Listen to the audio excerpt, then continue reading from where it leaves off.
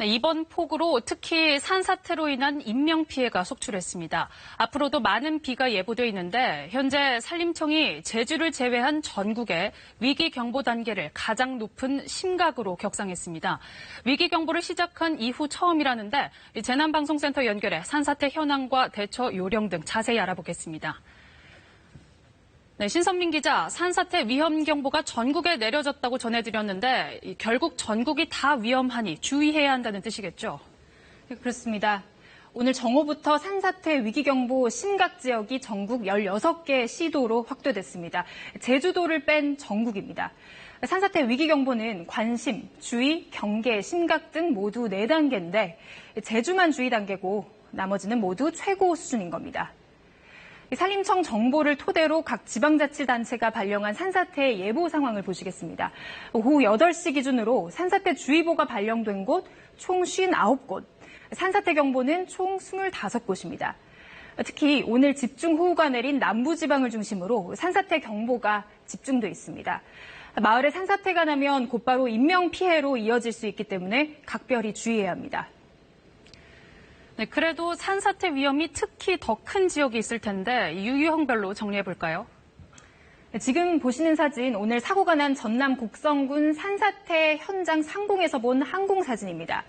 산 위에서 아래쪽으로 토사가 덮치면서 두 갈래로 나뉘어서 마을과 밭을 덮쳤는데요. 산사태는 이렇게 주로 산 허리보다는 이런 산 계곡부에서 더 많이 발생합니다. 또 화렵수림보다 침엽수림이 더 취약합니다. 이번엔 올해 4월 찍은 경남 양산시 물금읍 지역의 사진입니다. 마을 뒤편의 대나무산은 완만하지만 취약지입니다. 산사태는 경사 30에서 35도에서 가장 많이 발생합니다. 그런데 지금은 경사가 더 완만한 지역이라도 산사태가 날 수 있습니다. 땅이 이미 많은 물을 머금어서 포화 상태인데요.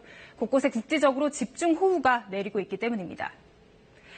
전북 익산과 충남 천안의 산지 모습입니다. 산의 윗부분에 물이 고여 있어서 무너지기 쉽습니다. 이렇게 산의 상부에 물이 고여 있거나 흙이 쌓여 있는 곳 인근 주민들은 특히 조심하셔야 합니다.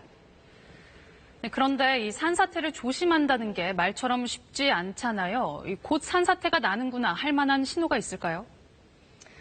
산이 울리는 소리가 들리거나 흙냄새, 나무 냄새가 유독 많이 난다면 조심해야 합니다. 또 주변 계곡물의 양이 갑자기 불거나 탁해진 상황, 이럴 땐 산사태가 날 수 있어서 미리 대피를 해야 합니다. 산지 인근에 사는 주민들은 이런 현상이 있다면 즉시 지자체에 알리고 대피 준비를 해야 하는데요. 긴급 재난 문자와 재난 방송을 계속 확인하면서 머뭇거리지 않고 신속하게 피하는 게 중요합니다.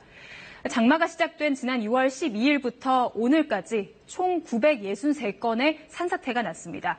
무려 1000건에 육박하는 상황입니다. 지금까지 재난방송센터에서 KBS 뉴스 신선민입니다.